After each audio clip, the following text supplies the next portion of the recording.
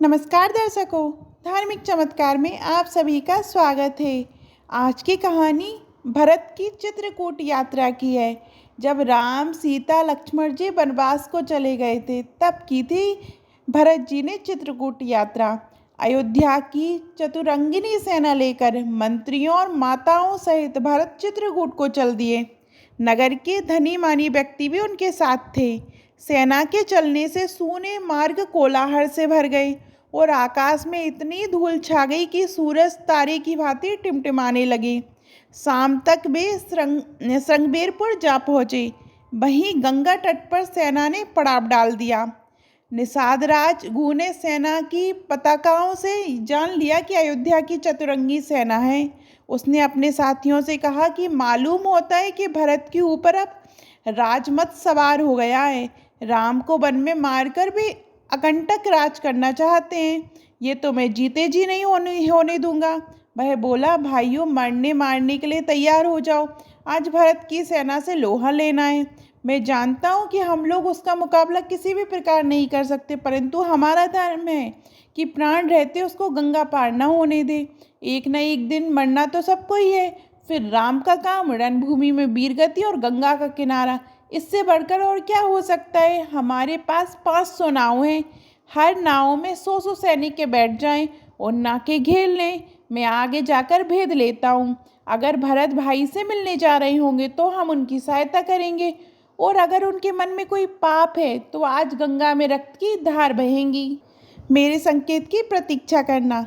इतना कहकर निषाद राज ने बहुत सा भेंट का सामान लिया और वह आगे बढ़ा। भरत निषाद राज के प्रेम को जानते थे। वे ललक कर उससे गले मिले। भरत के मन को बात गू ने जान ली। राम लक्ष्मण के विषय में दोनों में बहुत देर तक बातें होती रहीं। राजा दशरथ की मृत्यु के समाचार से निषाद राज दुखी हुए और निषाद के साथ भरत उस इंडु गुदी वृक्ष के नीचे गए जहाँ राम ने रात बिताई थी। भरत ने उस स्थान को प्रणाम किया और वहाँ की धूल अपने माथे से लगाई। गू ने लौटकर साथियों को सब समाचार सुनाए। अगले दिन प्रातःकाल 500 नाव सेना को पार उतारने के लिए घाट पर लग गई। सेना सहित भरत ने गंगा पार की।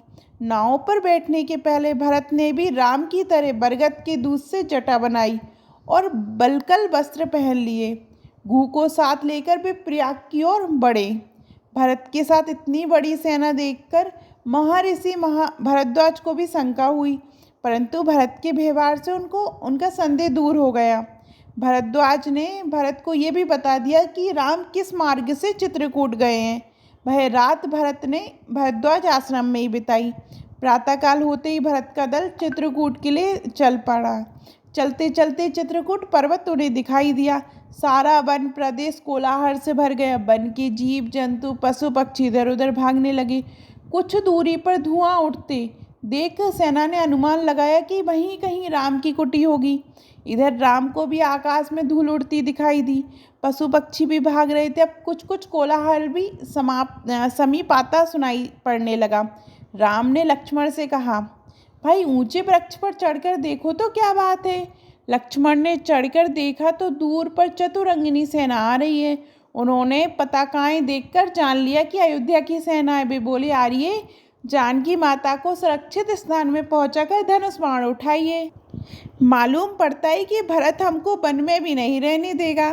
आज मैं सबका बदला लूंगा। भरत को भाई समेत समर भूमि में सुलाकर कैकेयी और मंथरा को भी जिंदा नहीं छोड़ूंगा। पेड़ से उतरकर लक्ष्मण धनुष बाण लेकर तैयार हो गए। उन्हें उत्तेजित देखकर राम बोले, लक्ष्मण, वीर पुरुष धैर्य और समझदारी से काम लेते हैं, उतावली ना करो। भरत साधु स्वभाव के हैं। मेरा मन कह रहा है कि वे मुझसे मिलने ही आ रहे हैं, लड़ने नहीं।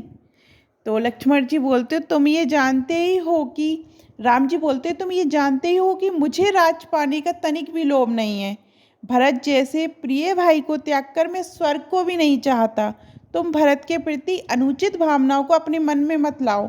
मुझे भरत पर पूरा भरोसा है। भाई राम के ये वचन सुनकर लक्ष्मण जी शांत हो गए।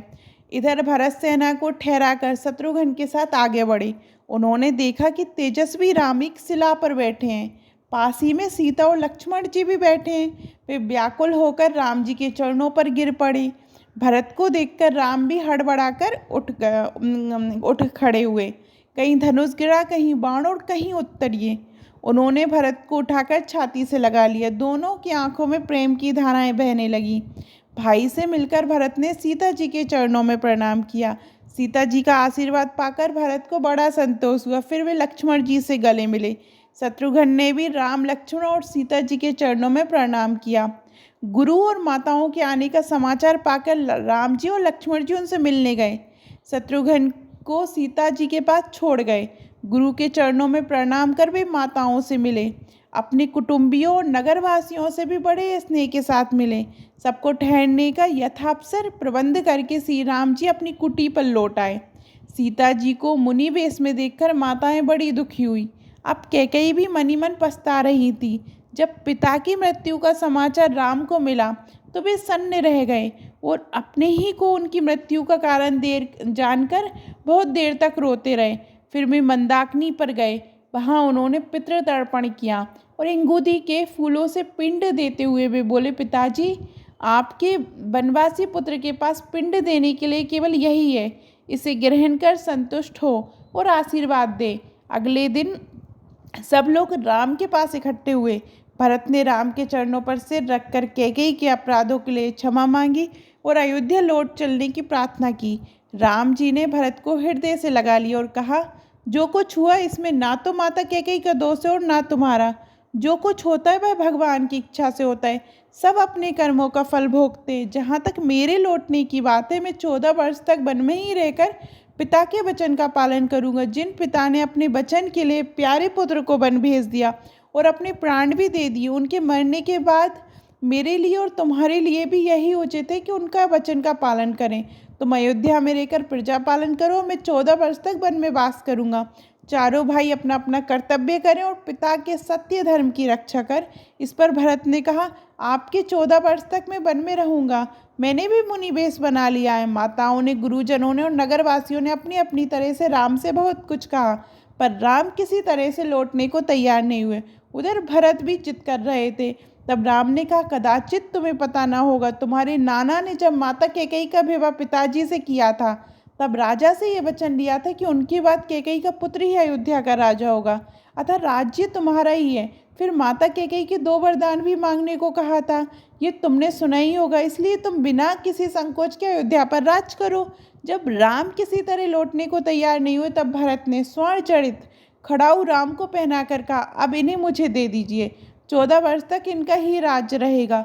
इनकी आज्ञा में ही राजकाज चलाऊंगा। अगर 14 वर्ष बीतने पर आप नहीं आएंगे तो अगले दिन मैं आग में जलकर प्राण दे दूंगा। राम की खड़ाऊ लेकर भरत ने सिर से लगा दी। राम ने भरत से कहा, नीति पूर्वक प्रजा का पालन करना, प्रजा को सुखी रखना राजा का सबसे पहला कर्तव्य है। सब माताओं से सम्मान व्यवहार करना, माँ कैकेयी को भी किसी तरह दुख ना देना। तुमको मेरी और सीता की सौगंध है। गुरुजनों और माताओं को प्रणाम कर उन्होंने सबकी और आंखों में आंसू भर कर देखा। इस तरह भरत को विदा करके राम कुटी में लौट आए। समाज सहित भरत अयोध्या को लौट चले। राम जी की चरण पादुकाओं को एक सुसज्जित हाथी पर सिंहासन में स्थापित कर वे अयोध्या को चल पड़े। 4 दिन की यात्रा कर वे अयोध्या पहुँचे। राम की चरण पादुका को उन्होंने राज सिंहासन पर स्थापित किया।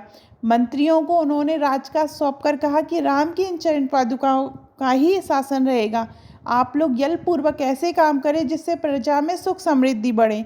माताओं को देखभाल के लिए उन्होंने शत्रुघ्न को हिदायतें दे दी। अयोध्या का सब प्रबंध करके भरत नगर के बाहर नंदीग्राम में मुनिवेश बनाकर रहने लगे। वहीं से वे आवश्यक देखभाल करते। भरत के चले जाने के बाद राम, लक्ष्मण और सीता मंदाकिनी नदी के किनारे दक्षिण की ओर बढ़े और अंत्री ऋषि के आश्रम में पहुँचे। इन तीनों ने ऋषि को प्रणाम किया। ऋषि ने भी उनको संतान की तरह अपनाया। उनकी पत्नी भगवती अनुसैया तपस्या और पतिव्रत धर्म के लिए प्रसिद्ध थी। सीता जी ने आश्रम के भीतर जाकर उनके चरण छुए। अनुसैया ने पुत्र वधू की भांति उनसे प्यार किया। सती अनुसैया ने सीता जी को पति सेवा का उपदेश दिया। सीता जी की पति सेवा से प्रसन्न होकर कुछ मांगने को भी उन्होंने कहा। सीता जी बोली, आपकी दया से मुझे सब कुछ मिला है, अब क्या मांगूं? इस उत्तर से अनुसैया प्रसन्न हुई और उन्होंने सीता जी को दिव्य माला, दिव्य वस्त्र और आभूषण देकर कहा कि ये ना तो कभी मेले होंगे और ना कभी नष्ट होंगे। सीता जी ने उन्हें ग्रहण किया, रात को उसी आश्रम में उन्होंने विश्राम किया। इस तरीके से हुई थी भरत जी की चित्रकूट यात्रा। आपको भरत जी की चित्रकूट यात्रा की कहानी कैसी लगी कमेंट में ज़रूर बताइएगा। और अभी तक आपने हमारे चैनल धार्मिक चमत्कार को सब्सक्राइब नहीं किया तो सब्सक्राइब करिएगा। धन्यवाद।